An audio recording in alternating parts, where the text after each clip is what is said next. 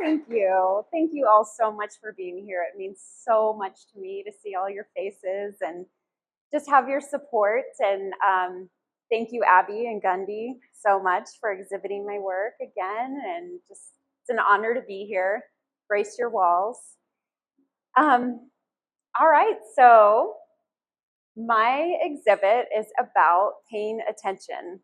So the title of the exhibit is Attention, which is not something I like a lot of, but you would never know by tonight. But I really make it a really, really intense, I guess, effort when I'm hiking to pay really, really close attention to um, the trees, the leaves, the flowers, the sunlight, whatever it might be, because if I don't stop, I will miss something, because that is just the way my brain works. I'm just constantly thinking, constantly moving. Sometimes I'm actually in graduate school right now, and sometimes I'm hiking and dictating into my phone, writing a paper, so I'm just constantly doing these things. And if I don't make a deliberate choice to stop, look, and listen, then I will miss something. And I think it's relevant in all parts of my life, not only while hiking, but also with friends and family. So many of us are, in conversation with somebody, and we just can't wait for them to finish what they're saying so that we can say the thing that we really want to say that's really important, you know. But if we just stop for a second, look them in the eye, and really listen to what they're saying, then we'll hear. Then we'll actually understand the meaning of what they're trying to tell us. But we really have to be intentional about this. And so I try and use this theme. If you read my artist statement, it's all about stop, look, and listen, which many of us heard growing up.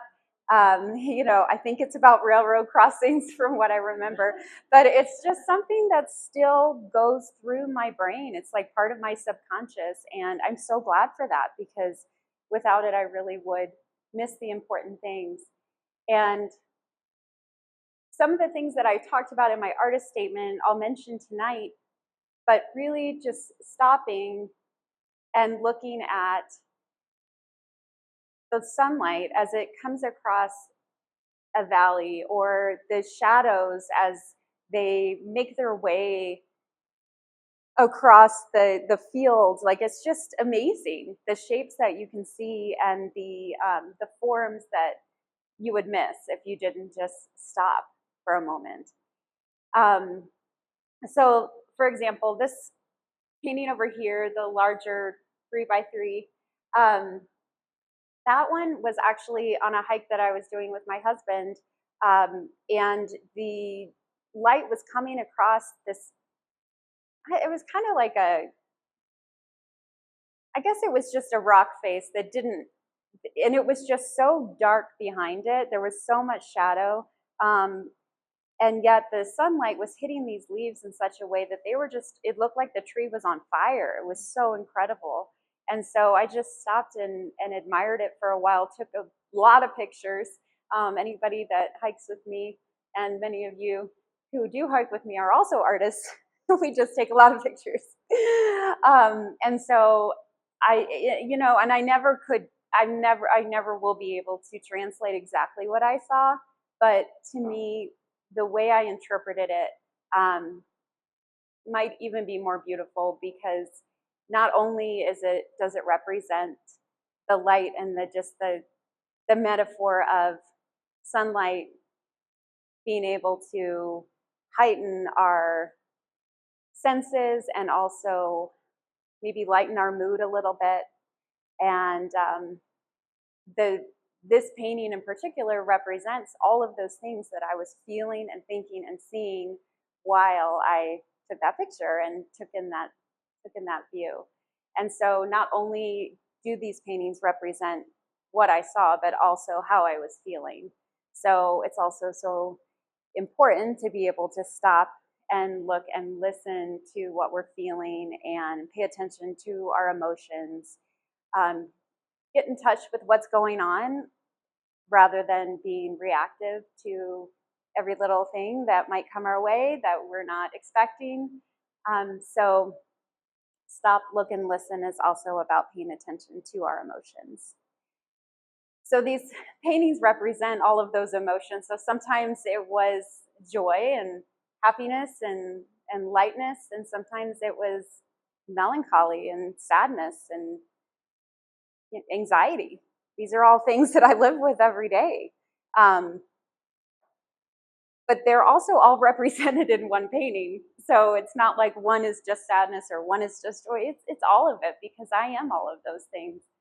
So I think also just paying attention to the fact that all of those exist in each of us as well. And just knowing that about another human being, they're going through it too. So I pretty much I really was feeling I wanted to paint green, honestly. I just wanted to paint green. And so the rock face that this was up against, this is actually like a kind of a mirror image of this one in a way. So they were inspired by each other. And so the rock face in this painting was actually really dark, in a lot of shadow, but because the sunlight was coming across and catching the leaves, I was able to highlight this green area as well, just to brighten up that area, because that's where the sun is coming through. And then I absolutely love this color here. This is called manganese blue. And it's one of my favorite paints. Because there's so many dimensions that you can do with that color. You can brighten it into like a beautiful aqua blue. You can kind of see all over here. And then you can darken it with some of the like alizarin crimson and really just deepen it. And so that's kind of what was going on there. I really wanted to paint something green, but also represent that shadow. Yeah. Yeah. So that's something I really enjoy doing in a lot of my paintings. So it's just talking about right up here. I've always been drawn to creating kind of a mosaic shapes, stained glass shapes, and I think I don't know, that that kind of started for me when I started really developing more of my style, I would say, in the past 10 years. And so yeah, that's exactly what it is. It's just playful, but it's also dappled sunlight. So it represents that too. Yeah, actually a lot of people have said, wow, this work looks so different. But to me, it looks exactly the same. But yeah, I would say to me, yes, I'm busy with school, and yes, and with my job, but I need to be painting. I need to still be an artist, and I need to make that a priority for myself, because that is probably more of who I am than anything else. I'm very creative and emotional, and for me, the canvas is a way for me to express that. So I would say it's just a basic need. I try to represent every season in these paintings as well. So this is more of a spring painting, even though the colors I saw when I took that picture, the multiple pictures I took that created that, it was fall, it was October. But using those lighter, more aqua tones and kind of more spring colors, I was able to create more of a spring feel to it. And then this one is more of an autumn and fall. And so that's part of the reason why they're a little different. But then what you noted about the underpainting there, yeah, I walked away from it. And I started that one in July last year. So, well, this past year. And I just really liked the way that it looked when it was incomplete, because if I had painted more of it, I don't think it would have had that liveliness and that new birth kind of look to it as well. Like it's new, it's spring. It started with I love to paint the branches and then paint the background behind it, which I know is abnormal. But one of the reasons I love that is because, kind of back to the whole stained glass mosaic idea, I like to have the scaffold and then I fill in behind it. I just think that's fun. I think it's more fun. And so it also brings some of the color to the branches as well, so that they're not so separate. So for this one, I was painting a reference from one of my many hikes that I take, and it was in the fall. And behind was probably the mountains of the canyon, I believe. And I wanted to make a central area of it pop with the orange, but I also wanted to represent all of the other lively leaves in the painting as well. And one of my favorite things to do is to paint orange and blue together because it makes such a beautiful contrast.